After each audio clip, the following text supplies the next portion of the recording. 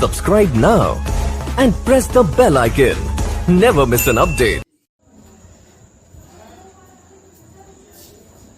Hello students, कैसे हैं आप सब। बहुत दिनों के बाद जो है वो आज हम लोग फिर से आमने सामने हो रहे हैं। तो आज का जो हमारा टॉपिक है वो है कि जो क्लास 12th में इस बार का मैथ का सिलेबस रिड्यूस हुआ है 30%।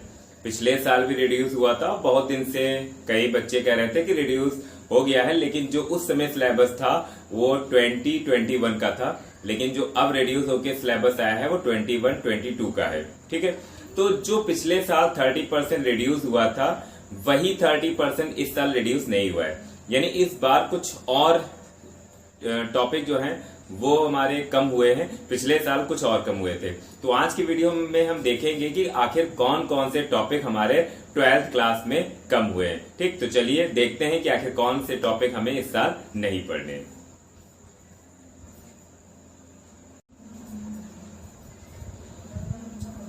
तो ये हमारा सिलेबस जो है वो 2021-2022 के लिए। तो देखते हैं कि आखिर 30% कौन कौन से टॉपिक जो है वो हमारे लेस हुए। तो यहाँ वो टॉपिक लिखे गए हैं जो लेस हो गए। फिलहाल यहाँ पर मैंने इंग्लिश में लिखा है, लेकिन आपको हिंदी में बताऊंगा। और जो मेरा टेलीग्राम चैनल है आशीष मैथ क्लासेस, उससे सभी लोग जुड़ जाएं तो उस पे हर एक चीज जो है पीडीएफ भी इसकी मैं उस पर सेंड कर दूंगा। और जो पीडीएफ जो है वो हिंदी में है, इसीलिए मैंने ये इंग्लिश में बनाया है, क्योंकि हिंदी में तो है ही, वो लिखा हुआ जो यहाँ है वही वहां पर लिखा है। दोनों चीजें बताऊंगा। तो सबसे पहला जो चैप्टर है रिलेशन एंड फंक्शन, यानी संबंध तथा फलन, इसमें कौन से टॉपिक जो है वो हट गए हैं।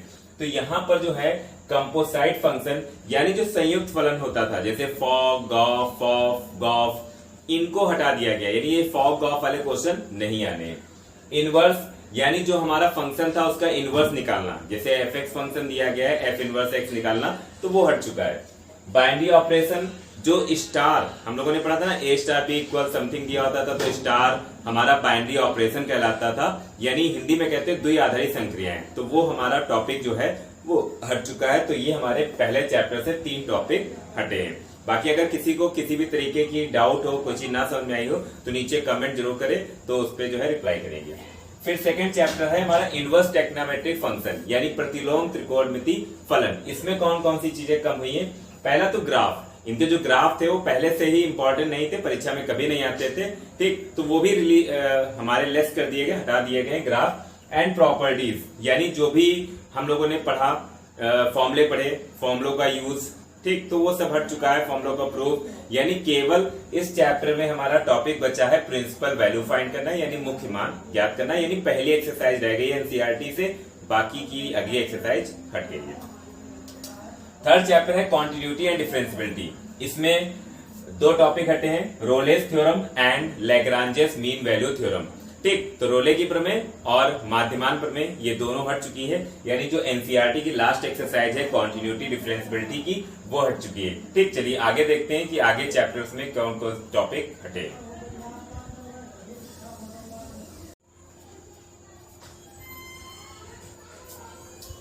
तो नेक्स्ट हमारा चैप्टर है वेक्टर।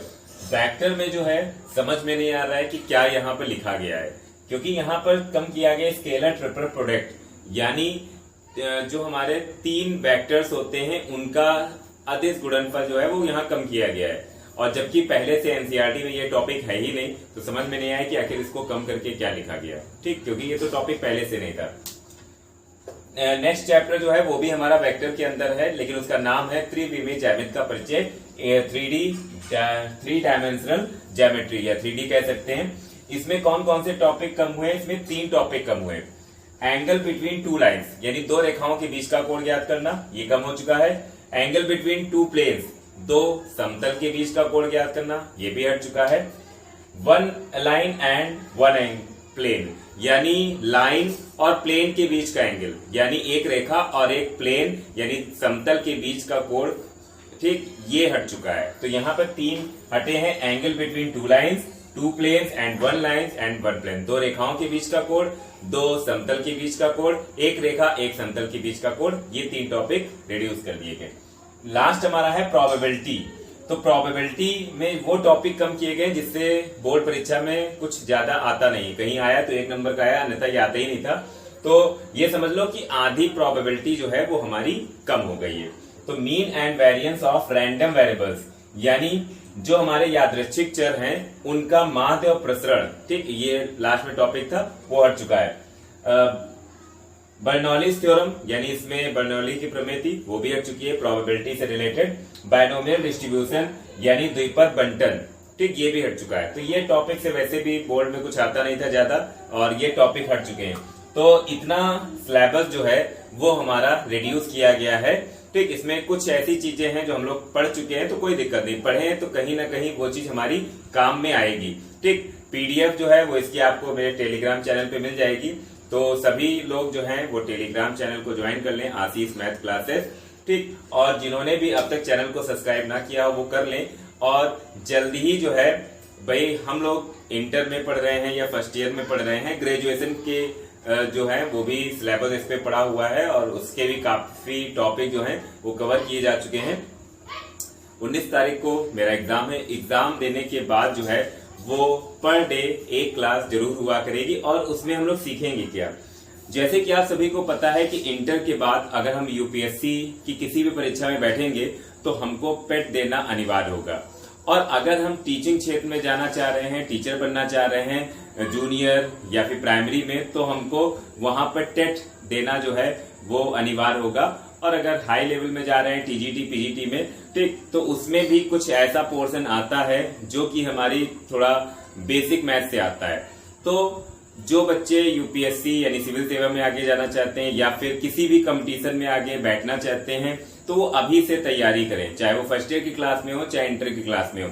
और जो टीचिंग में जाना चाहते हैं, जैसे अब जो है बहुत सारे बच्चे बीएड कर रहे हैं, और जल्दी ही जो है वो टेट की परीक्षा होने वाली है, पता चल चुका है 26 दिसंबर को टेट का एग्जाम है।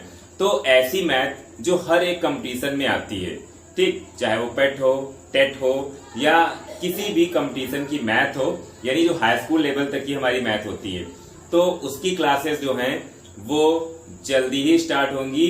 लगभग मान के चलिए कि 22 सितंबर के करीब क्लासेस स्टार्ट होंगी, और पर डे एक क्लास जरूर आएगी।